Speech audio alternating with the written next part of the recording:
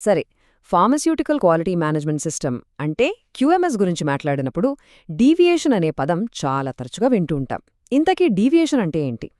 సింపుల్గా చెప్పాలంటే మనం ఫాలో అవ్వాల్సిన ఒక పద్ధతి నుంచి పక్కకి వెళితే దాన్నే డీవియేషన్ అంటారు.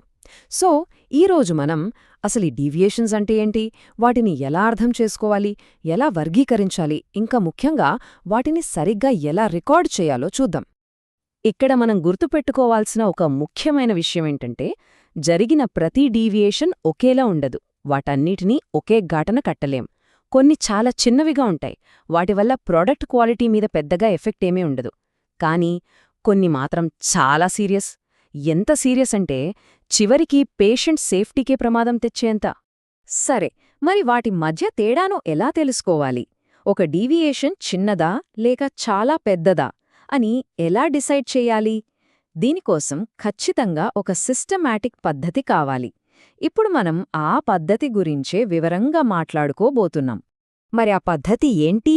అదేనండి, ఆ డీవియేషన్ వల్ల వచ్చే రిస్క్ ఎంతుందో చూసి దాన్ని బట్టి వాటిని క్లాసిఫై చేయడం. ఇలా చేయడం వల్ల వాటి ఇంపాక్ట్ని మనం క్లియర్గా అర్థం చేసుకోవచ్చు. సాధారణంగా చూస్తే వీటిని ఓ 3 రకాలుగా విభజిస్తారన్నమాట. అందులో మొదటిది మైనర్ డీవియేషన్. పేరులోనే ఉంది కదా, ఇది చాలా చిన్నది. దీనివల్ల ప్రొడక్ట్ క్వాలిటీకి కానీ సేఫ్టీకి కానీ పెద్దగా వచ్చే నష్టమేమీ ఉండదు. ఒక ఎగ్జాంపుల్ చెప్పాలంటే, అంత ముఖ్యం కాని ఒక డాక్యుమెంట్ని రికార్డ్ చేయడంలో కాస్త లేట్ అవ్వడం, అలాంటివన్నమాట. ఇక రెండోది మేజర్ డీవియేషన్. ఇది కొంచెం సీరియస్. అంటే ప్రోడక్ట్ క్వాలిటీ మీద లేదా జీఎంపీ మీద దీని ప్రభావం ఉండే అవకాశం ఉంది.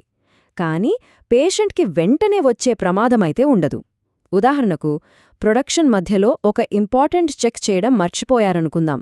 కానీ వెంటనే దాన్ని గుర్తించి ఆ చెక్ పూర్తి చేసి ప్రోడక్ట్ క్వాలిటీకి ఏమీ ఢోకా లేదని కన్ఫర్మ్ చేసుకుంటే అప్పుడు దాన్ని మేజర్ డీవియేషన్ కింద చూస్తారన్నమాట. ఇక మూడోది, ఇది అన్నింటికన్నా చాలా డేంజరస్.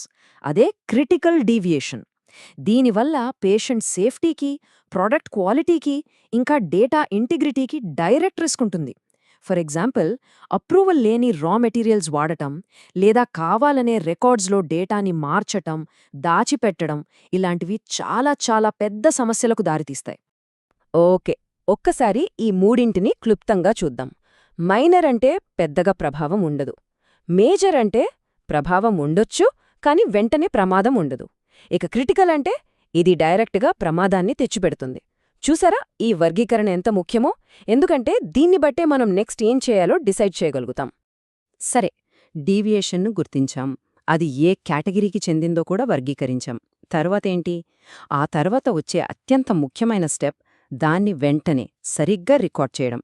ఇది కేవలం ఒక రూల్ మాత్రమే కాదు, ఇది ఖచ్చితంగా పాటించాల్సిన విషయం. ఈ పాయింట్ అస్సలు మర్చిపోకూడదు. డీవియేషన్ను గమనించిన వెంటనే దాన్ని రికార్డ్ చేయాలి. ఎందుకు ఇంతలా చెప్తున్నానంటే, రికార్డింగ్లో ఆలస్యం జరిగితే రెగ్యులేటరీ ఆడిటర్లు దాన్ని చాలా సీరియస్గా తీసుకుంటారు. అది కంపెనీ ట్రాన్స్పరెన్సీ మీద, వాళ్ల కంప్లైన్స్ కల్చర్ మీద పెద్ద క్వశ్చన్ మార్క్ పెడుతుంది. మంచిది, మరి ఒక డీవియేషన్ రిపోర్ట్ పక్కాగా ఉండాలంటే అందులో ఏమేముండాలి? ముఖ్యంగా ఈ 5 ప్రశ్నలకు జవాబులుండాలి. 1. అసలు ఏం జరిగింది? 2. ఎప్పుడు, ఎక్కడ జరిగింది? 3. దీన్ని ఎవరు కనిపెట్టారు? 4. కనిపెట్టగానే వెంటనే తీసుకున్న యాక్షన్ ఏంటి? ఇక 5. దీనివల్ల ప్రోడక్ట్ మీద పడే ఇంపాక్ట్ ఏంటి? ఈ వివరాలన్నీ చాలా క్లియర్గా మెన్షన్ చేయాలి. ఓకే, థియరీ అంతా బానే ఉంది. కానీ ప్రాక్టికల్గా ఎలాంటి తప్పులు జరుగుతాయి?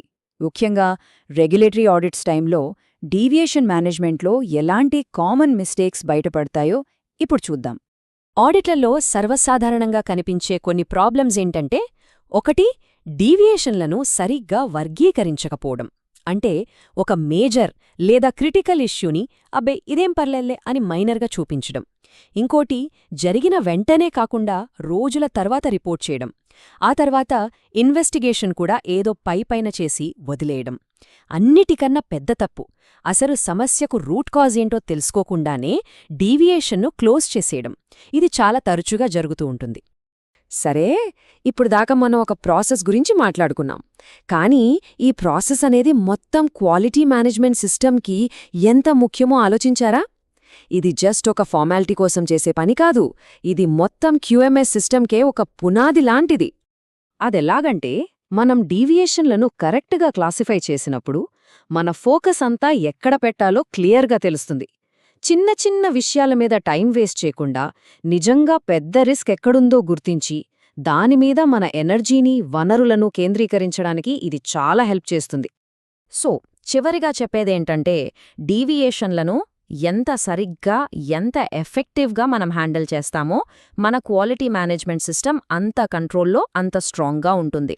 ఇది కంటిన్యూస్ ఇంప్రూవ్మెంట్కి దారితీయడమే కాకుండా రెగ్యులేటరీ ఏజెన్సీల నమ్మకాన్ని కూడా నిలబెడుతుంది. సరే, ఈ విశ్లేషణను ముగించే ముందు ఒక్క ప్రశ్న. ఈరోజు మనం మాట్లాడుకున్న ఈ విషయాలు నెక్స్ట్ టైం ఒక డీవియేషన్ను చూసినప్పుడు దాన్ని హ్యాండిల్ చేసే పద్ధతిని ఏమైనా మారుస్తాయా? ఒక్కసారి ఆలోచించండి.